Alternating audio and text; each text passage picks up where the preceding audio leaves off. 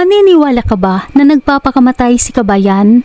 Ito ang nakakalungkot na balita. Isang OFW natagpo ang wala ng buhay sa loob ng kabinet na may taling abaya sa liig at nakatali sa hangiran ng mga abaya. Duda ang pamilya na may foul play sa likod ng pagkamatay ni Kabayan dahil sa hindi pagkakapare-parehong salaysay mula sa mga kasamahan na humantong sa pagkalito sa totoong nangyari na nagiging questionable ngayon sa pamilya. Itong nangyari sa OFW na pamangkin ng isang Pinay OFW na kinilalang si Iron Rock Jermace o mas kilalang ang boses ng mga OFW sa Hong Kong na isang advocate na tumutulong sa mga OFWs na nangangailangan, mga inaapi lalo na may mga sakit. Marami na siyang natulungan. Ngayon, nanawagan siya ng tulong at hustisya para sa kanyang pamangkin na OFW sa Saudi Arabia na kinilalang si Precious Glory Jermace, 30 years old, na dating OFW sa Hong Kong ng 2 taon at pumunta daw umano ito sa Saudi para sundan ang kanyang kasintahan at nagtatrabaho bilang janitress, pero sa kasamaang palad, nadatnan daw di umano ito sa loob ng kabinet na wala ng buhay at nakatali di umano ang liig ng abaya habang nakatali di umano sa mga pinanghangiran ng mga abaya na ayon daw sa pahayag ng mga kasamahan, nagbigti daw si Kabayan pero ang kanilang mga salaysay ay paiba-iba, hindi magkakapareho. Sa palagay mo pa bro, pwede ba iyon na gawin ng isa pong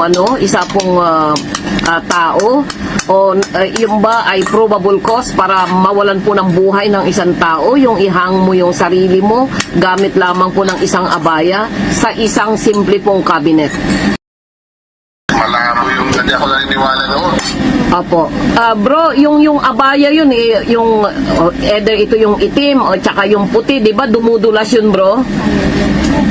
Oo, madulas man. Abaya na yan na gawa ng linen ay nakakamatay po talaga kung ito ay sadyain na isakal po sa kanya. Talaga. Opo. Kaya lang, siyempre, ang bata, alangan naman sa lupa ng cabinet, doon siya magpipinti. Ayun na nga po. Knowing po na 52 kilos po yung aking pamangkin. Nagre-range po ng 50 to 52 kilos po yung aking pamangkin. Dapat may investigahan mo yan, sis. Apo, quarter po niya, siya po ay janitress kasi po siya sa mga Airbnb, sa mga accommodation. So marami po sila, iba't ibang lahi, pero ang sabi naman, yung quarter ng Pilipino, nakaseparate daw doon sa mga quarter ng mga ibang lahi. Ngayon,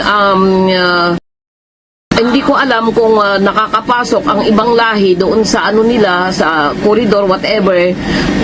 Yun po yung gusto ko pong malaman. Kasi kung Pilipino, baka naman mag-isip din yung Pilipino kung sakali na sasaktan niya yung kapwa niya Pilipino. Lalo't pareho silang babae. So pwede siguro maaring makagawa nito ibang lahi. So gusto ko sana pong mapaimbestigahan talaga kung ito ay meron talagang foul play. Precious, mga 30 years old lang po siya. Kasi dating rin nagtrabaho yan sa akin ng 2 years. Sinundan lang niya kasi yung gusto lang niya kasi makasama yung kanyang boyfriend. Kung kayo ang tatanungin, Kabayan, at kung napakinggan nyo ang video, ano ang masasabi nyo? Dahil may isang komento mula sa kasamahan na hindi nagustuhan ni Iron Rock Jermace at pamilya. Komento kasi ng isang netizen, sana bago ho kayo naglabas ng kwento sa social media, inalam nyo ho muna para hindi katang-isip ang pinagsasabi nyo kasi wala kayong alam sa nangyari. Na sinagot naman ngayon ni Iron Rock Jermace ang Marami ka naman palang alam eh. Bakit hindi ka nagsasalita? Bakit hindi ka nagpaliwanag? Bakit magkakaiba kayo ng sinasabi? Ang sabi ng roommate ni Precious ay nadatnan na lang niya si Precious na nakabigti sa loob ng cabinet nila na gamit ang abaya. Tapos ikaw naman, ang sabi mo doon sa nanay ni Faith kanina, hindi abaya ang ginamit na pagbigti ni Precious dahil ang ginamit niya ay belt ng abaya. Lalong niligaw ninyo yung kaso. Parang lalong pinalabo mo yung kaso. Natakot ako na parang may kinalaman ka talaga sa pagkawala ng aking pamangkin.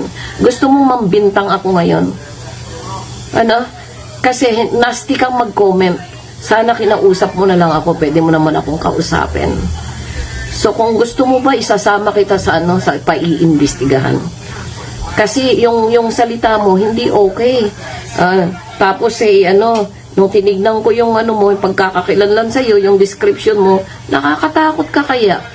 Alam mo ba na na meron akong kaba sa aking puso na naghirap talaga si Precious diyan.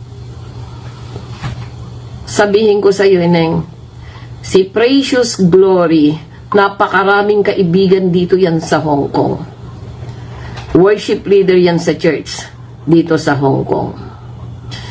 Alam mo kung bakit lang gusto lang niya talagang sundan sana yung magkasama sila ng boyfriend niya. Kaya siya umalis ng Hong Kong dahil hindi niya makasama ang boyfriend niya dito sa Hong Kong. Ngayon na nagsasalita ka ng hindi tama at pwede kitang pagdudahan dito, may magagawa ka ba? May magagawa ka ba kung pagdududahan kita?